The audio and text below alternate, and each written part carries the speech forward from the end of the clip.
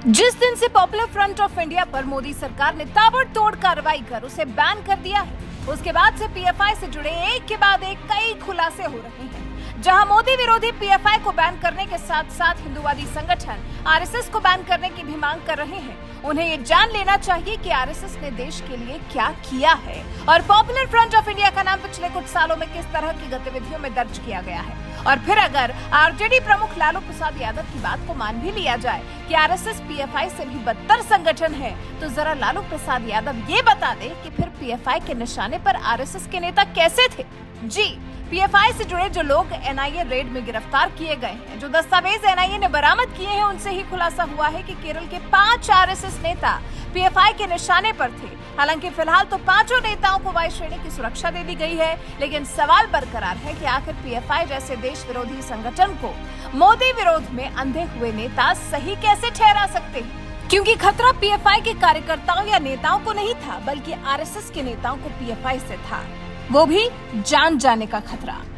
सूत्रों के मुताबिक राष्ट्रीय जांच एजेंसी ने पीएफआई पर प्रतिबंध लगाने के केंद्र सरकार के फैसले के बाद केरल में आरएसएस नेताओं पर संभावित खतरे के बारे में गृह मंत्रालय को सूचित किया। एनआईए की छापेमारी के दौरान केरल पीएफआई सदस्य मोहम्मद बशीर के घर से एक लिस्ट मिली थी, जिसमें पीएफआई के रडार पर आरएसएस के 5 नेताओं के नाम थे, जिसके बाद इन सभी नेताओं को गृह मंत्रालय की तरफ से वायु श्रेणी की सुरक्षा दी गई है। उनकी सुरक्षा में पैरामिलिट्री फोर्स के कमांडोज की तैनाती भी की जाएगी। 22 सितंबर को पीएफआई के सदस्य मोहम्मद बशीर पर रेड के दौरान एनआईए को आरएसएस नेताओं की एक सूची मिली थी। इसमें आरएसएस के इन 5 नेताओं को जान से मारने का उल्लेख था। इसी के चलते केंद्रीय गृह मंत्रालय ने 5 नेताओं को वाई कैटेगरी की सुरक्षा दी है। लेकिन विपक्षियों को तो इसमें भी आरएसएस का फेवर करना दिखाई दे रहा होगा। लालू जैसे नेता तो पीएफआई को सही और आरएसएस को खतरनाक मानते हैं ना। केंद्र सरकार ने 28 सितंबर को पीएफआई के खिलाफ ताबड़तोड़ कार्रवाई करते हुए संगठन पर 5 साल का बैन लगा दिया है। इस फैसले को जहां कुछ लोगों का समर्थन हासिल है, वहीं कुछ लोग इस फैसले का विरोध भी कर रहे हैं। आपको बता दें, पीएफआई पर बैन लगाने से पहले राष्ट्रीय सुरक्षा सलाहकार अजीत डोभाल ने 17 सितंबर को प्रमुख मुस्लिम संगठन के नेताओं से पीएफआई और उनके जैसे कट्टरपंथी संगठनों के बारे में उनके विचारों को समझने के लिए मुलाकात की थी, जिसके बाद फिर 22 सितंबर से कार्रवाई का डंडा चलाना शुरू किया गया था। देश भर में एनआईए, ईडी और राज्य पुलिस ने छापेमारी की थी। पीएफआई पर बैन की केंद्र सरकार ने कई कारण गिनाए हैं, जिनमें सबसे अहम ये है कि इसके लिंक सीरिया और इराक में सक्रिय आईएसआईएस से है।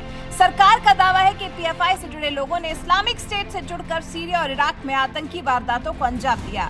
उनसे जुड़े दस्तावेजों से भी साफ है कि किस तरह की गतिविधियों को अंजाम देने की फिराक में थे। आरएसएस से जुड़े 5 नेता इस संगठन के निशाने पर थे। इसके बाद भी संगठन से जुड़े और खुलासे होने अभी बाकी हैं। अभी तो इस संगठन पर कार्रवाई शुरू हुए मुश्किल से 1 हफ्ता हुआ है। देखते हैं आगे और आगे इनके और क्या मंसूबे सामने आते हैं। वैसे आपकी नजर में पीएफआई खतरनाक है या फिर आरएसएस? क्या आपकी नजर में पीएफआई और आरएसएस के बीच में कोई तुलना हो सकती है? क्या आरएसएस को पीएफआई से बदतर संगठन कहा जा सकता है? आप इस बारे में क्या सोचते हैं? अपनी राय हमें कमेंट कर जरूर बताएं।